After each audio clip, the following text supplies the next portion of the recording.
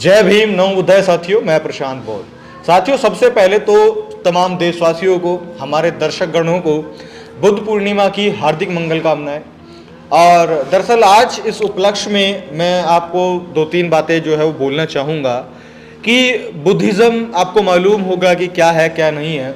मेरे से कुछ दिन पहले एक लड़के ने सवाल भी पूछा था, तो उस टाइम पे मैंने इग्नोर कर दिया, ज़्यादा कोई ख़ास जवाब नहीं दिया था। लेकिन जब मैंने बाद में उस पर चिंतन किया तो मुझे लगा कि एक चीज़ है जो आप लोगों के साथ साझा करनी चाहिए। उसने मुझसे पूछा कि प्रशांत भाई एक बात बताओ, देखो जन्म हमारा जहाँ होता है वो तो होता ही है। अब वो शर्मा में भी हो सकता है, कुमार में हो सकता है, खान में हो सकता है, या किसी भी और धर्म जाति में हो सकता है। लेकिन जब हम बड़े हो जाते हैं, अपने डिसीजन हम खुद लेते हैं, एजुकेशन लेकर के हम बड़े हो जाते हैं, तो उसके बाद में कई सारी चीज़ें हमारे हाथ में होती हैं, हमारी समझ के अनुकूल जो है वो चलती हैं। आपने भी एक डिसीजन लिया, तो आपने जो डिसीजन लिया वो प्रशांत कुमार से आपने प्रशांत बौद्ध अपने आप को किया। आपने प्रशांत हिंदू क्यों नहीं किया, या आपने प्रशांत खान क्यों नहीं किया, या आपने प्रशांत क्रिस्ट जो होते हैं, क्रिश्चियंस होते हैं, आपने वो क्यों नहीं किए। तो उस सवाल को सुनकर के मुझे बड़ा अच्छा भी लगा। और इसका मैं एक ही जवाब देना चाहता हूँ कि देखो, जब हमने कई सारी चीज़ों को देखा, परखा, समझा और जाना, तो एक निचोड़ हमारे सामने क्या निकल के आता है कि यदि मैं या कोई भी एक व्यक्ति यदि वो हिंदू बनता है तो उसको, उसके सामने 33 करोड़ देवी देवता हैं, भगवान हैं, माताएं हैं, जो कि चमत्कारिक हैं और बहुत सारी चीज़ें हैं। अगर आप हिंदू बनते हैं तो आपको उनको पूजना पड़ेगा, अपनी इच्छाओं के लिए उनसे आपको अपेक्षित रहना पड़ेगा। अगर आप इस्लाम अपनाते हैं, आप खान बनते हैं, तो आपको अल्लाह को मानना पड़ेगा, अल्लाह की इबादत करनी पड़ेगी, उसके नाम की 5 टाइम की नमाज पढ़नी पड़ेगी, उससे अपनी जीवन की सुख दुख का जो है दर्द बांटना पड़ेगा और उनसे इच्छाएं जो है वो करनी पड़ेंगी, वो अल्लाह आपको देंगे। अगर आप क्रिश्चियन बनते हैं तो क्रिश्चियन बनने के बाद में आपको जीसस से जो है वो प्रार्थनाएं करनी पड़ेंगी, जीसस से आपको अपने सुख दुख का जो है वो साथी मानना पड़ेगा, और जो बहुत सारी जीवन में तमाम समस्याएं आती हैं उनका निवारण आपको जो है जीसस से लेना पड़ेगा। और बाकी भी कुछ धर्म हैं जो सिमिलर टू दिस है। तो वहाँ पर बुद्धिज़्म एक अपना अलग जो है वो महत्वाकांक्षा दिखाता है, और वहाँ पे बुद्धिज़्म कहता है कि अपा दीपो भव, यानी कि अपना दीपक स्वयं बनो। स्वयं कैसे कि बुद्धिज़्म की बहुत सिंपल फिलॉसफीज़ हैं, अगर उनको कोई पढ़ेगा समझेगा तो बहुत सिंपल सी चीज़ है कि किसी भी, जो भी दुनिया में, समाज में, आपके जीवन में जो प्रॉब्लम है, हर प्रॉब्लम का एक कारण है, हर प्रॉब्लम का एक कारण है, और उस कारण का निवारण है, उस कारण का निवारण है। अब यदि आपको उस समस्या का निजात चाहिए तो सबसे पहले उस समस्या का कारण ढूंढो, कारण ढूंढने के बाद उसका निवारण करो, और निवारण करने के बाद में परिणाम स्वरूप आपको वो काम अच्छा हो जाएगा।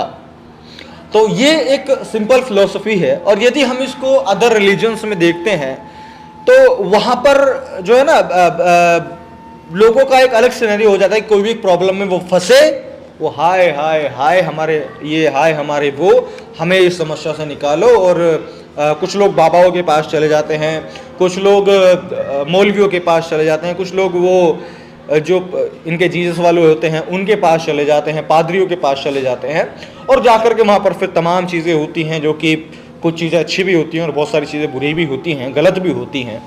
तो बस यही कुछ कारण थे कि सबसे बड़ी चीज़ ये है कि हमारी एक छोटी सी लाइफ है, हमको इसको एक्सप्लोर करना है, कुछ चीज़ों को पढ़ते रहना है, जानते रहना है, समझते रहना है, और अपनी लाइफ को एक्सप्लोर करना है ना। हमारे ऊपर बाउंडेशन लगाने वाला, हमको सही गलत बताने वाला, और क्या चीज़ इंसानियत के लिए सही है, देश के लिए सही है, समाज के लिए सही है, इस सब को बताने वाला हमारे पास में भारतीय संविधान है। और भारतीय संविधान के अनुसार हम चलेंगे, और वो हमको, अगर हम कुछ गलत कर रहे होंगे तो बाउंडेशन लगाएगा।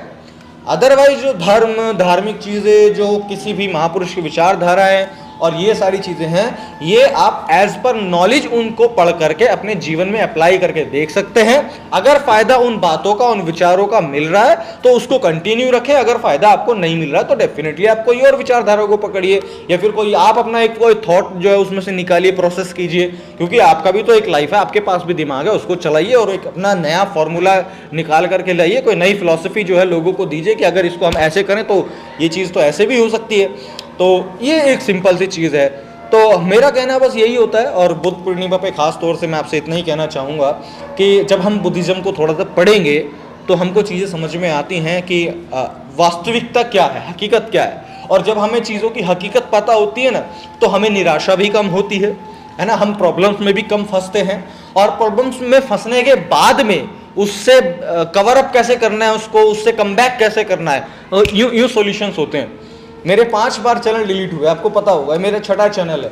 मैं कम बैक किया ना, तो हम कुछ चीज़ों को समझते हैं, परखते हैं, वापस आ जाते हैं, आ गए हम वापस।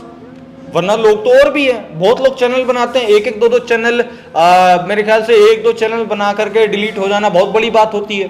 तो हमने किया कम बैक, क्यों? क्योंकि हमारे पास कुछ अंडरस्टैंडिंग थी, उसको हमने किया और कर लिया।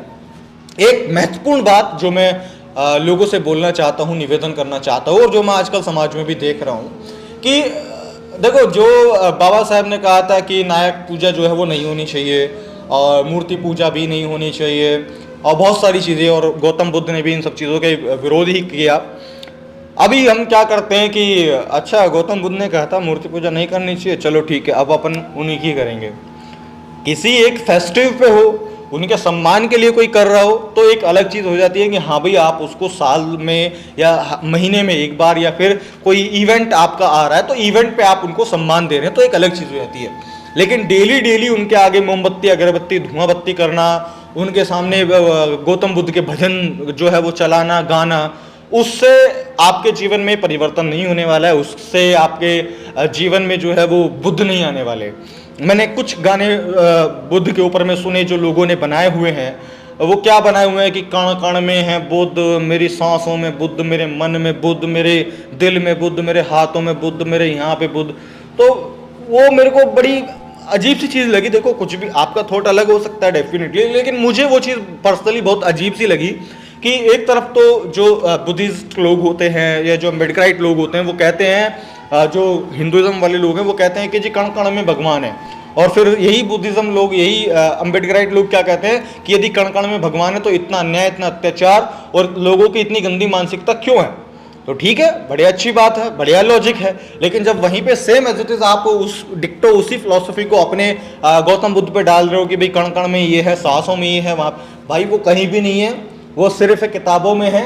अगर किताबों से आप पढ़ोगे, अपने दिमाग में उतारोगे, अपने जीवन में उतारोगे, तो आपका दिमाग स्वच्छ होगा, तो आपका जीवन बेहतर बनेगा। अदरवाइज उनके भक्ति भजन सुनने से और उनकी मूर्ति के आगे ये पूजा लापने से और धूप बत्ती अगरबत्ती करने से, इनसे कुछ नहीं होने वाला है। तो इसीलिए बस मेरा एक रिक्वेस्ट है आज बुद्ध पूर्णिमा के दिन पे कि बुद्ध को जो है पढ़ने पे ध्यान दिया जाए, समझने पे ध्यान दिया जाए, और ख़ास तौर से उस चीज़ को अपने जीवन में अप्लाई करने का ज़रूर ध्यान दिया जाए, फोकस किया जाए, तभी आपका और समाज का कल्याण हो सकता है। तो अगर आपको मेरी बात समझ में आई है, अच्छी लगी है, आप चाहते हैं कि अन्य लोग भी इस बातों को सुने, तो इस वीडियो को ज़रूर शेयर कीजिए। मैं प्रशांत बोध, मिलता हूँ आपसे अगली वीडियो में, तब तक के लिए बहुत बहुत शुक्रिया। जय भीम, नमो बुद्धाय।